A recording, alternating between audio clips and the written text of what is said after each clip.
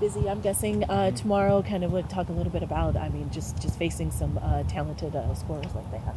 Yeah, I mean, for me personally, two of the best outside backs in the world.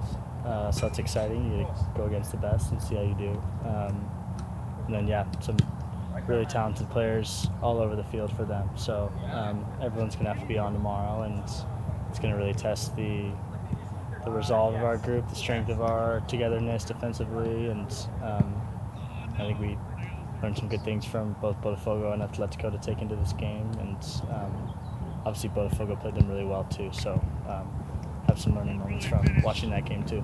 Does it help that this is the third game that you've already played two big opponents, as opposed to this being, a first game against this level?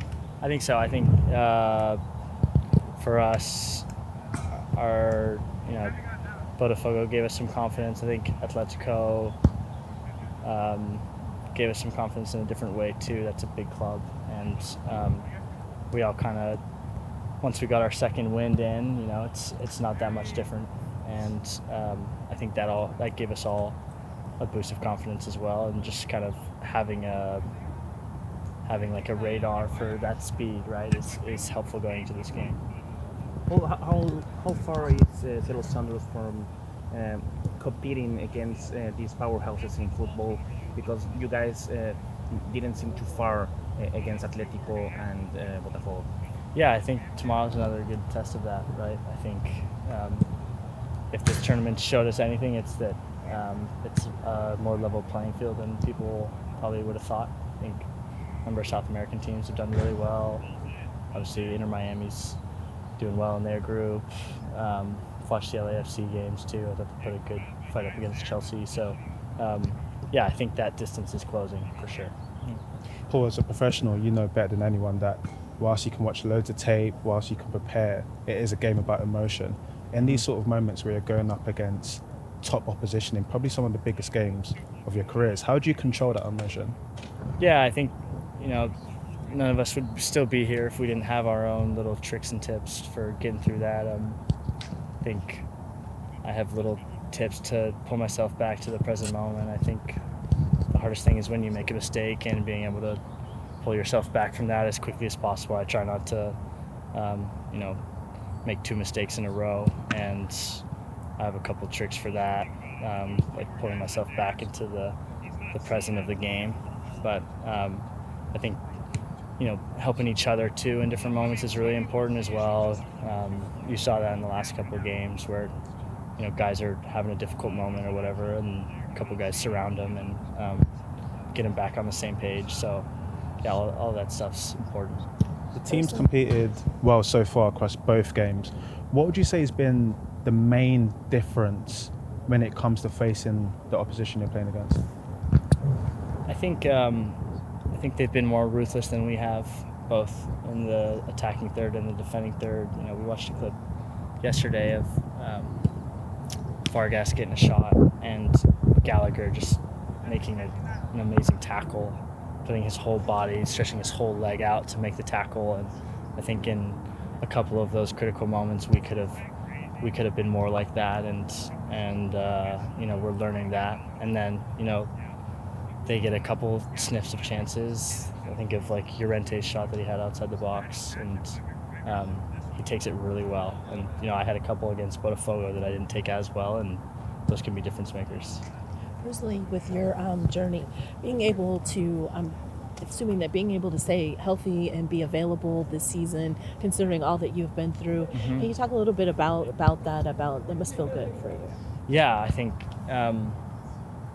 I would say availability is the best ability, right, in this sport.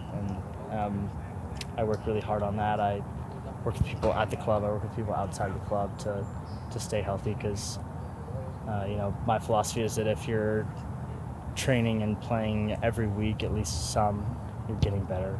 And that builds up over time. And, I've really felt that this year and last year too, of mostly staying healthy. And that's a big goal of mine this year, staying healthy throughout the year. And, injuries have hurt us this year in different ways, but we've seen different guys step up. It's given different guys opportunities, so that's great. But yeah, and also just keeping a good perspective, right? And I'm an able-bodied person who's healthy, and there's a lot of stuff going on in the world right now. I mean, you guys probably saw the news this morning, so just keeping that healthy perspective of we're pretty lucky to kicking a ball with each other today. Is it as far as the news? I mean, is that like another layer to kind of balance when you're going into doing your job?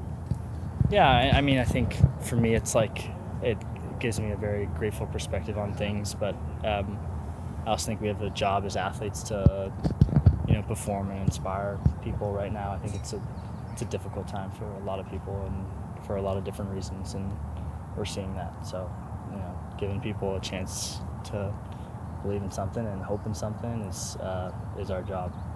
Well, do you have any Paris Saint-Germain players as a reference, as a model to become?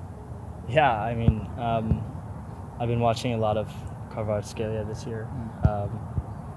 I hope I get a moment to chat with him because he's really inspired me, just his journey, watching him throughout the years rise up to the ranks, and just continuing to refine his craft. I think he's a very special player, and I actually love Hakimi too, and tomorrow there's a good chance I'll be going against him at some point. So to get to share the field with those guys is special.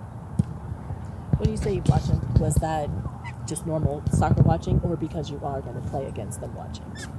A bit of both, but I have this thing called Y Scout. It's actually for scouts, but you can watch individual players and like individual moments of players, and that's actually been really helpful for my game. Is like watching certain moments of top level players, and Kvaratskhelia is one I watch a lot. So him, actually Due as well. Just their like 1v1 abilities and how they unbalance defenders, and And going back to the health thing, is this the healthiest that you've felt in a while? Or yeah, I would say so. I think I went through a period in my career, especially through college, where my body was really beat up. My first game as a professional with Toronto, I broke my hand and then had ankle surgery. I had 2 surgeries in 3 days, and then was kind of recovering from that for a while, and I don't think I realized how beat up my body was in that time frame. And yeah, I would say physically and mentally it's some of the best I've felt in since I can remember. it's a great time to come together, right? Yeah. You mentioned overcoming injuries. You mentioned how you better yourself off the field. How much does this moment mean to you with everything put together, especially playing at the top level? Yeah, it makes these moments really special. It's been quite a journey for myself and for my support network, and to be on the world stage representing my own city with some of my buddies is a special experience. Thanks, guys.